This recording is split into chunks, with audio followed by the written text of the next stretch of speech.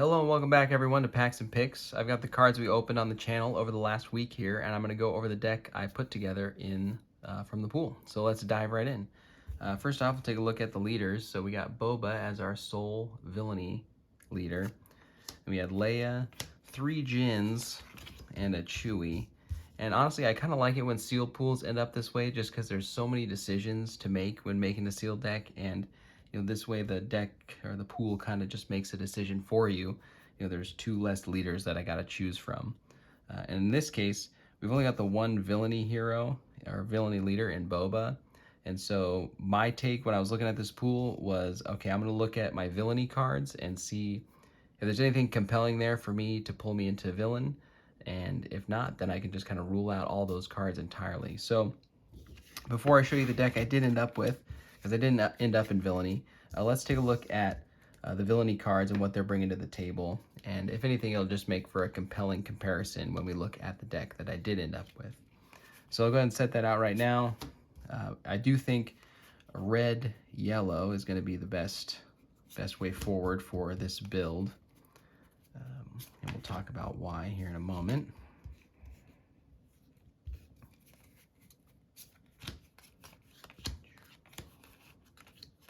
All right, so this is most of the villainy cards from the pool. I do think red, yellow, or Boba Red would be the best option for us. And really this deck is playing lots of small units and really wants to get in there with a lot of attacks early on.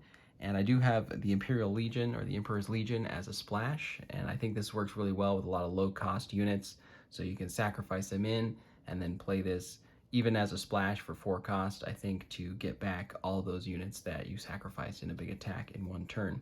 So I think this works really well in a deck with a low curve. We've also got a lot of smaller units that we can leverage the card Rallying Cry with and pump them up even more with Raid 2. And there's actually a decent amount of Imperials even in this pool to make use of a card like Maximum Firepower. So we could use some of our Stormtroopers and punch in a couple times with Maximum Firepower with what we've got here. Now there are some yellow cards that aren't shown here because the deck I did end up with is a Cunning deck as well. So you'll see some of those yellow cards that would be in this deck as well. But this is kind of what the villain side would bring to the table, along with some of those Cunning cards that you'll see here in just a moment. So that's kind of what villainies bring to the table. Like I said, this isn't the deck that I ended up with, but we can use this as a comparison as we look towards the rest of the pool. So just keep all this stuff in mind. So before we do jump into that final build, I want to take a look and show you the Vigilance cards. We did not go with a Vigilance build this time around, and mainly just the pool, the offering, there weren't a lot of playables, I felt like, in Vigilance this time around. So we had, Repair, Resilience, Entrenched, Moment of Peace. We did have an Electro Staff as one of our rares. And honestly, if it wasn't for the copy of Make an Opening and Vanquish, I probably would have passed over blue entirely in this pool this time around. We've only got 6 units, 2 of which care about having other Vigilance units, so in the Cargo Juggernaut and the Distant Patroller. And then what we have left over, they're just okay. We got 2 Vigilant Honor Guards and the Ghost, but the Ghost in Limited is really tough to pull off with not a ton of Spectre units, at least in Sealed. You might be able to draft around it, but this time around in the pool, Vigilance just wasn't looking that great, and so I opted against running blue this time. So what that leaves us with is a green-yellow deck, and this time I did choose to run Leia. And unlike my pre-release build, I think I've got enough Rebels this time to really make her sing. So I'll lay that deck out right now. I also think we've got a good amount of low-cost cards, too, that we're not going to find ourselves getting hung up in the early game with not having enough playables, unlike my second pre-release build. So we'll lay this out right now. And we got our top end of the curve over here.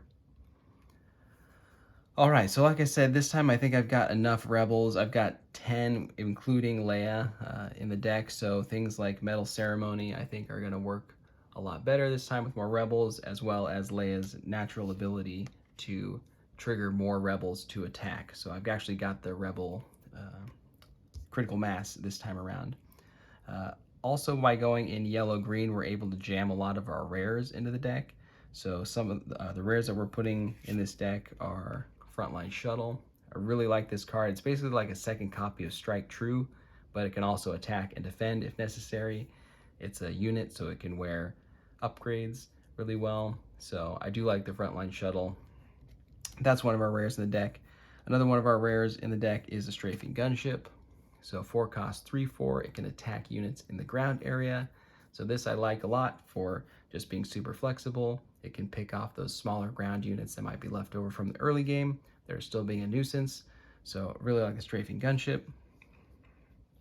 Up the top end of our curve, we've got U-Wing Reinforcement. This card's really interesting in limited and sealed because by the time you're able to play this, you're basically looking through the rest of your deck to find the best cards to put on the battlefield. And I really like this card for just being able to put in some of these lower cost rebels, or we can even use it to find our other rare in Han Solo. So Han is just a great card. He's practically a 2-for-1 by himself. He's big enough that his ambush is probably going to take out a unit, most likely going to take out a unit. And then because of his ability, he's definitely going to stick around. And now you've got a 6 health unit that your opponent has to deal with, either by attacking one of their bigger units into it and trading, or using a Vanquish or some other card from their hand to deal with Han. So really powerful card in the form of Han. Lots of good value with Han, and also with another one of our rares, Frontline Shuttle. You know, being able to defeat the Frontline Shuttle and attack again with Han, get his trigger again, just seems like the dream as far as value goes. So yeah, we got 4 of our rares that we're able to fit into the deck here. And that's just alongside some of the other good stuff that we've got. So we also have a Rogue Squadron Ambusher at the top end of the curve. So another Ambusher that lets us return a 2-cost unit from our discard pile to our hand. So what costs 2? Well, we can bring the Frontline Shuttle back. We've also got some good rebels in the form of like the Battlefield Marine that we could possibly bring back. I've also got 3 Escort Skiffs in the deck. This is a card that I really like.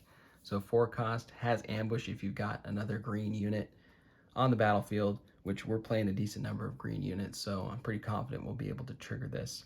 If anything, the first one might get the trigger, but the second and third one, hopefully, will get a trigger off the ambush. And then we've just got other good cards. We've got the Battlefield Marine, we've got an Echo-based Defender, we've got Rogue Operative as well. So just really good rebels, good hero cards overall. And of course, we got a Strike True. So every good deck needs a good Strike True in there. So that's the deck right there. What do you think of the heroism build compared to the villainy build? Overall, how do you approach your sealed pools so far for Star Wars Unlimited? Let me know your thoughts in the comments below. And do stick around because there's only more Star Wars Unlimited content to come. I will see you soon.